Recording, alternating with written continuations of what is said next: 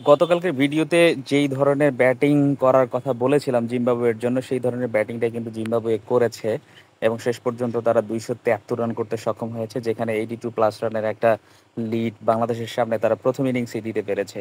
এবং সেই লিডটাকে নিউট্রালাইজ করতে গিয়েই কিন্তু বাংলাদেশের একটা উইকেটের পতন ঘটে গেছে সেকেন্ড ইনিংসে, যেখানে সাদমান ইসলাম খুব দ্রুত আউট হয়ে যান 13 রানের মাথায় এবং বাংলাদেশ একটা একটা খারাপ সিচুয়েশনে পড়ে যায়। এবং ওইখান থেকে মাহমুদুল হাসান জয় এবং মমিনুল হক সৌরভ তারা কিন্তু মোটামুটি কামব্যাক করার চেষ্টা করছে এই মুহূর্তে, যদিও মাহমুদুল হাসান জয় একাধিক চান্সেস তিনি দিয়েছেন, যেখানে উইকেট কিপার একটা রেগুলেশন ক্যাচ তিনি উইকেটের পিছন থেকে মিস করেছেন এবং ব্লেসিংস মোজারাবানির একটা বল আউটসাইড অফ স্টাম্প একেবারে শুধু শুধু চেস করতে গেলেন সেই বলটা, কিন্তু থার্ড স্লিপে ওখানে বেন কারেন ছিলেন, তিনি একটু বেশি বেন্ড হয়ে থাকার কারণে ক্যাচটা তিনি ধরতে পারেন নাই। যদি এই ক্ষেত্রে মাহমুদুল হাসান জয়ের এই দুইটা চান্সের মধ্যে একটা চান্স যদি কনভার্ট হয়ে যেত, সেক্ষেত্রে কিন্তু বাংলাদেশ দল একটু ব্যাকফুটে চলে যেত। যদিও এই 82 রানের লিডটাকে কমিয়ে বাংলাদেশে 57 রান সংগ্রহ করেছে, যেখানে বাংলাদেশের এখন লিডটা দাঁড়িয়েছে 25 রানের।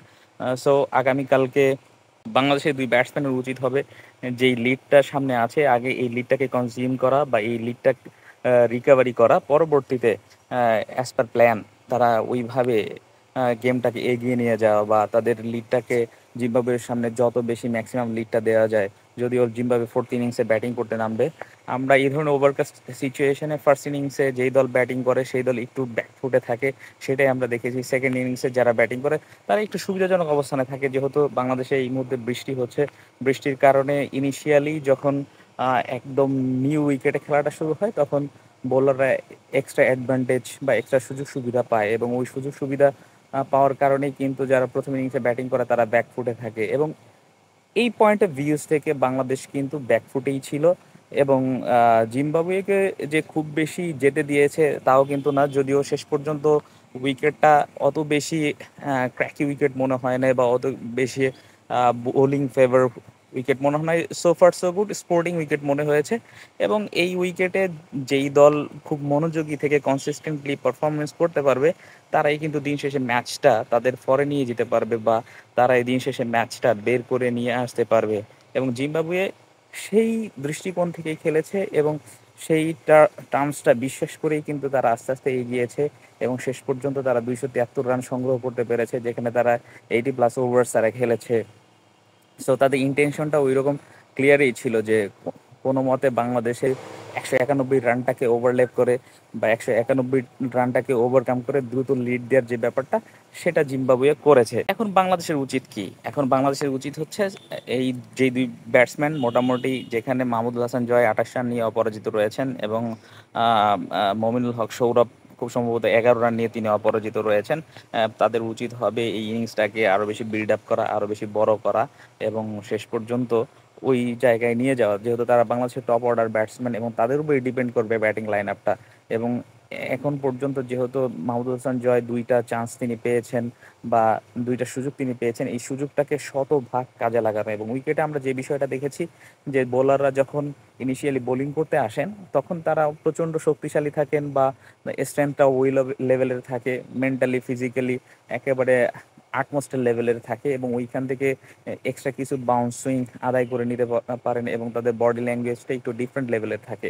এবং সেই প্রেক্ষাপট থেকে ব্লেসিংস মোজারাবানি, ভিক্টর নায়াচু, গ্রাভা এরা কিন্তু ভালো বোলিং করছে। তবে এদেরকে যদি আপনি ওইভাবে কশন অ্যান্ড অ্যাগ্রেশনের মাধ্যমে মোকাবেলা করেন, যেটা ছাড়ার বল সেটাকে যদি ছেড়ে দেন, যেটা ডিফেন্স করার বল সেটাকে যদি ডিফেন্স করেন, ওইভাবে যদি খেলেন, তাহলে একটা টাইমে এদেরকে নিউট্রালাইজ করা সম্ভব এবং অ্যাজ পার মেরিট কিন্তু স্ট্রোক করা সম্ভব। এবং সেক্ষেত্রে বাংলাদেশ কিন্তু একটা বড় রানের বা একটা লিডের দিকে যেতে পারবে।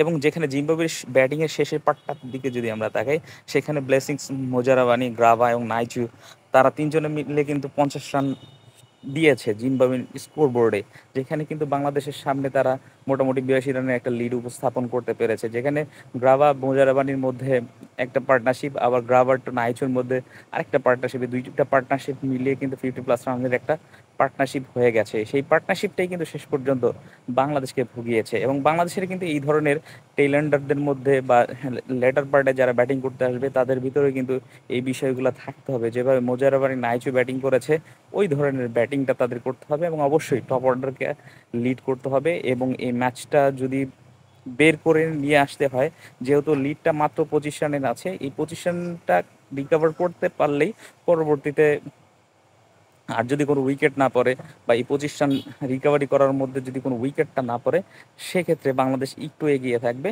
এবং পরবর্তীতে লিড দেওয়ার ব্যাপারে প্রত্যেকটা ব্যাটসম্যান টপ অর্ডার যারা রয়েছে, যাদের কাছে রান পাওনা রয়েছে, তারা যদি রান করতে পারে তাহলে অবশ্যই দিন শেষে বাংলাদেশ এই ম্যাচটা জিতবে।